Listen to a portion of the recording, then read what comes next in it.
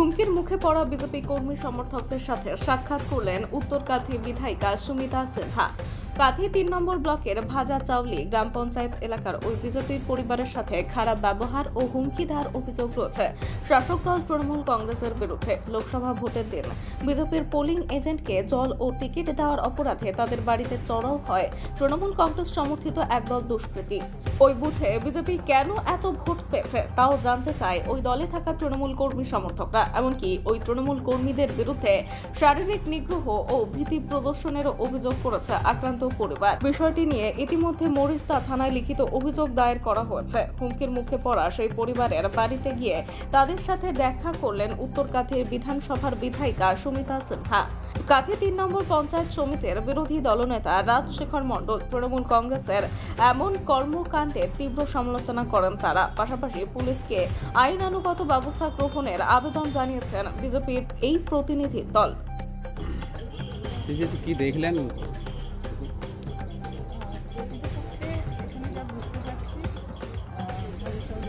আপনারা দেখেছেন যে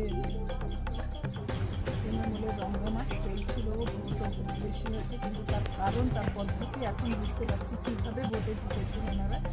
এইসব অসভ্যতা নোংরামি করে মানুষকে ঘরে আটকে, মানুষের ওপর অত্যাচার করে আটকে তবে গিয়ে এরা ভোটে জিতেছেন, সেগুলো এখন সরজমিনে দেখতে পাচ্ছি। কি বার্তা দিলেন? বার্তা দিলাম যে আগামী দিনে তো সাথে আছি, ওনাদেরও একটু পুলিশের সঙ্গে যোগাযোগ আমরা নিজেরাও করবো। পুলিশের সঙ্গে যোগাযোগ করে যে মানে এখানে তঞ্চকতা হচ্ছে 1 নম্বর, আর 2 নম্বর হচ্ছে এখানে চুরি চামারির ব্যাপারও হচ্ছে, সেইগুলোর জন্য আরও আমাদের বলছি বাস্তবিক ওনারা গিয়ে যেন ওইটা পুলিশের কাছে চুরির অভিযোগটা জানিয়েছেন যে ওনাদের নোংরামি করা হয়েছে, সেগুলো ওনারা জানিয়েছেন। পুলিশ এখনও আসেনি, সে ব্যাপারেও আমাদের একটু কথা বলতে হবে পুলিশের সাথে। পুলিশ এখনও আসেনি, সরকারি দেখেও যায়নি। আর কিন্তু এখন এই চুরির চেষ্টাও করা হোক, তারপরে পুলিশের গতিবিধি দেখার পরে আমরাও পুলিশের কাছে যাব। ভোট পরবর্তী হিংসাকে বিধানসভায় তুলবেন? যে আপনার বিধানসভা অবশ্যই চলছে তো, সমানে আমরা এইগুলো চালিয়েই যাচ্ছি। ভোট আমরা ধর্ণা দিচ্ছি প্রতিদিন, আপনারা হয়তো দেখেছেন কিনা আমি জানি না, আমরা প্রতিনিয়ত ধর্ণা দিচ্ছি, প্রতিনিয়ত বসেই আছি প্লাকার্ড নিয়ে, চিৎকার চেঁচামেচি চলছে। এগুলোকেও তুলতে হবে অবশ্যই করে। আমরা এখনও এই নিয়ে ভাবছি না বলে, আরও বেশি করে বড় স্পেকট্রামে ভাবছি না বলে বোধহয় ওরা পেয়ে বসছে। ভাবছি না অ্যাকচুয়ালি তা নয়, খুবই ভাবছি, কিন্তু ওরা ভাবছে কি আমাদের ভালো মানসিকতাকে, ওরা ভাবছে আমাদের দুর্বলতা। সেই দুর্বলতা কতখানি আমরাও এটা দেখি। অভিযোগটা কি? অভিযোগ হচ্ছে আমার স্বামী বাড়িতে ছিল, এবার আমরা এর আগে ভোট দিতে এসেছিলাম, আমার স্বামী খাবার দিয়েছিল। এবার ওরা এসে ওটা আমরা তার আগের দিন এসেছি, ওরা মানে গাড়িটা ওই উপরে ছিল, ওরা বলছে এখান থেকে গাড়ি সরিয়ে নাও, নাহলে গাড়ি ভেঙে দেবো, এরকম বলেছে। আমরা গাড়ি সরিয়ে নিয়েছি। তারপরের দিন দুপুর 11টার সময় আমার মেয়ে, পিসিমা এরা সবাই খেলছিল, আমার হাজব্যান্ডও ওখানে বসছিল ঘরের ভেতরেই। দিয়ে ওরা এসে 4-5 জন, আগে 3-4 জন এলো, এসে ডাকছে ওকে যে তুমি বাইরে আসো। বলছে কেন বাইরে কেন, তোমরা এখানে আসো, ঘরের ভেতরে আসো। তখন বললো যেই টানাটানি করলো ওরা গেল না, তখন ওরা 10-15 জন 20 জন এসে গেল। এসে তখন ওকে ভেতর মানে গেটের কাছে দাঁড়িয়েছিল, গেটের থেকে বাইরে টেনে নিয়ে এলো। টেনে নিয়ে এসে বলছে তুমি সে খাবার দিয়েছো কেন, তুমি সে তৃণমূলে এত ভোট পড়েছে কেন, বিজেপিতে এত ভোট পড়েছে কেন, প্লাস তোমার সঙ্গে কে কে আছে ওদের সব নাম বলো, তোমাকে সে মেরে দেবো, সে করে দেবো, গাড়ি ভেঙে দেবো, গাড়ি চাবি দাও। দিয়ে আমার মেয়ে ভেতরে ফোন মানে ছবি তুলছিল, তখন ফোন নিয়ে ছাড়িয়ে এনেছে। তারপরে আমার মেয়ে আবার ছবি তোলার চেষ্টা করেছে, আবারও ভেতরের দিকে গিয়ে, তখন আবার গিয়ে আমার মেয়ে এরকম করে ফোনটা ধরেছিল। তখন মেয়ের কাছ থেকে গিয়ে মানে ফোনটাকে এরকম, মেয়ে অনেকক্ষণ যুদ্ধ করেছে, এবার হাত পা এরকম মুচড়ে করে ফোনটাকে জোর করে ছেড়ে, এবার জামাটাও ছেড়ে দিয়েছি, জামাটা এখানটায় ছেড়ে গেছে, এবার এখান থেকে ফোনটা নিয়েছে। এটাই হচ্ছে আমার অভিযোগ। পুলিশে অভিযোগ জানিয়েছিলেন? হ্যাঁ, পুলিশে অভিযোগ জানিয়েছি, কিন্তু পুলিশ আসেনি। ওরা কারা মানে প্র্যাকটিক্যালি কারোর নামে অভিযোগ করছেন? কারা কারা এসেছিল বা কারা কারা করছিল?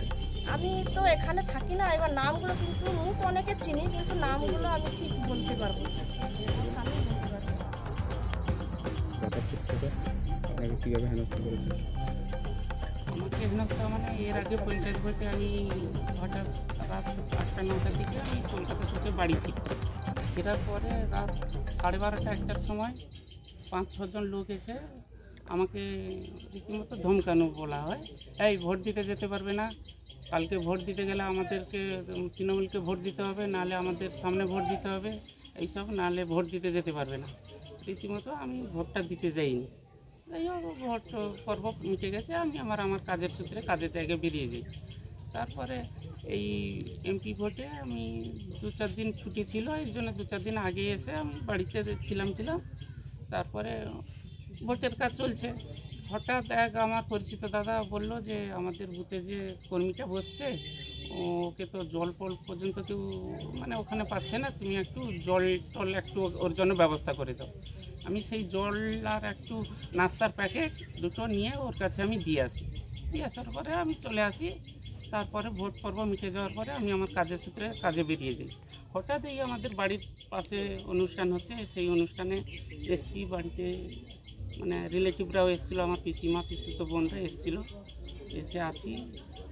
শনিবার দিন বিকেলে আমার গাড়িটা উপরে ছিল, ওখানে একজন ছেলে এসে বলে, এই গাড়ি এখান থেকে সরাও, নাহলে গাড়ি ভেঙে দেবো। আর ঠিক আছে, গাড়িটা আমি সরিয়ে নিয়েছি, আমার এখানে বাড়িতে রাখলাম। তারপর দিন সকালে 11টার সময় রীতিমতো 15 থেকে 20 জন এলো, বাইক থেকে যাচ্ছে, এই এদিকে বেরিয়ে আসো। আমি তখন বললাম, কেন, কি ব্যাপার, কি বলতে চাও, এদিকে আসো, এদিকে আসো, ভেতরে আসো। আমি বাইরে বেরোতে চাইনি। তখন কি করলো, রীতিমতো বাইক ভেতর থেকে আমাকে টেনে বার করানোর চেষ্টা করলো। করার পরে তখন আমার মেয়ে ওখানে ফোনটা নিয়ে ছবি তুলছিল, তোলার পরে আমাকে ততক্ষণে বাইরে টেনে নিয়ে আসার পরে আরও কয়েকজন গিয়ে আমার মেয়ের কাছ থেকে ফোনটা ছিনিয়ে নেয়। তারপরে নিয়ে এসে আমাকে বাইরে কিছু জবাব দিই, এখানে এত ভোট কেন পড়লো, ওকে তুমি বসিয়েছিলে, কেন বসিয়েছিলে, জবাব দিতে হবে, বিজেপিতে এত ভোট হয়েছে কেন, জবাব দিতে হবে, তোমার গাড়ির চাবি দাও, মিটিং হবে, তারপরে তুমি যাবে, এইসব করতে থাকলো। ততক্ষণে এই কথাগুলো আমার মেয়ে আরেকটা ফোন নিয়ে করছিল, ততক্ষণে আবার ওই মোবাইলটা নিতে গিয়ে আমার মেয়ের প্রতি খারাপ আচরণ করে, যেটা আমি অন ক্যামেরা বলতে আমি পারবো না, সেটা খারাপ ব্যবহার করে।